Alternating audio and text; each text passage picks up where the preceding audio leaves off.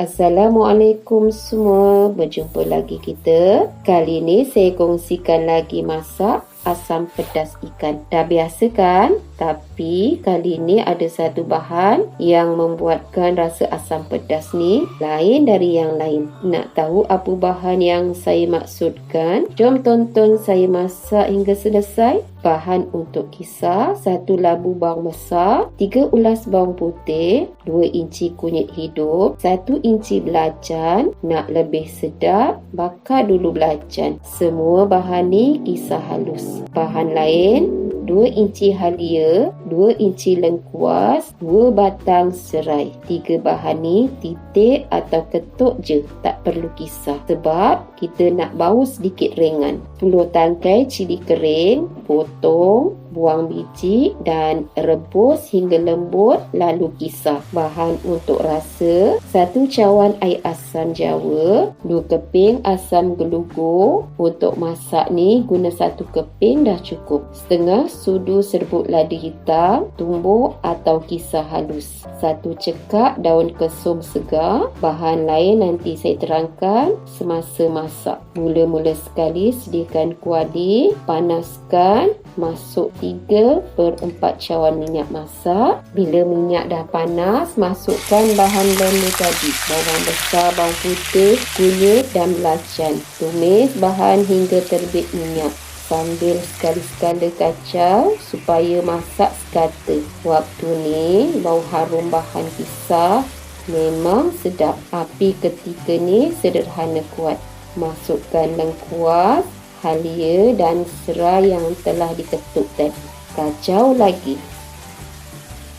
Bila bahan tumisan dah pecah minyak atau terbit minyak macam ni, bolehlah masukkan cili kisar. Tumis semua bahan hingga naik minyak. Kali sekala kacau. Waktu ni bahan tumisan akan memercik. Boleh kecilkan api dan tutup tudung kuali supaya bahan tumisan tidak berkecah. Sambil tu sekali-sekala kacau supaya tidak berkerak atau hangit.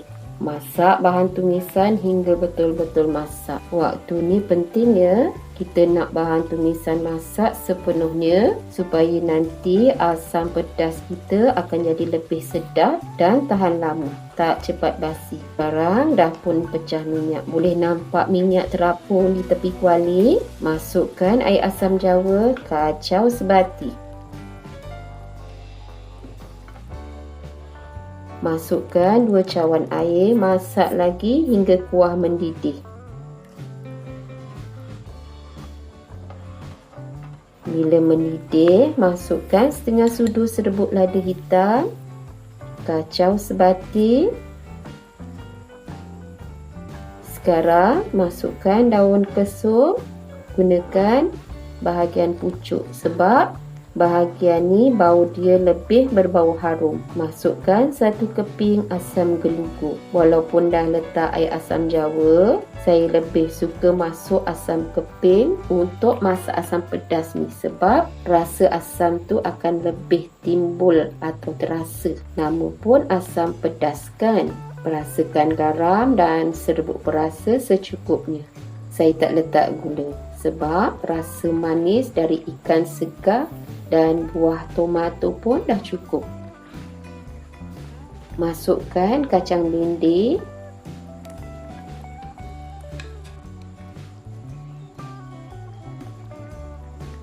masukkan ikan kembung. Kita masuk 5 ekor ikan kembung segar. Ikan segar mempengaruhi kesedapan masakan kita. Kecilkan api waktu ni atau rinihkan supaya kuah akan meresap pada ikan. Masukkan 1 biji buah tomato yang telah dipotong. Masak lebih kurang 2 hingga 3 minit atau hingga ikan masak sepenuhnya. Dan akhir sekali, inilah bahan rahsia, iaitu daun limau purut.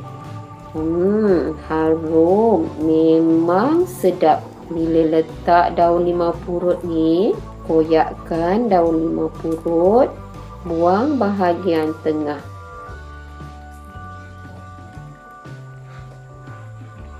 Alhamdulillah, siap sudah asam pedas ikan kembung. Saya harap video ini akan dapat menjadi inspirasi untuk anda semua menyediakan masakan dengan lebih sedap dan disukai keluarga. Sampai jumpa lagi di video akan datang. Terima kasih. Bye.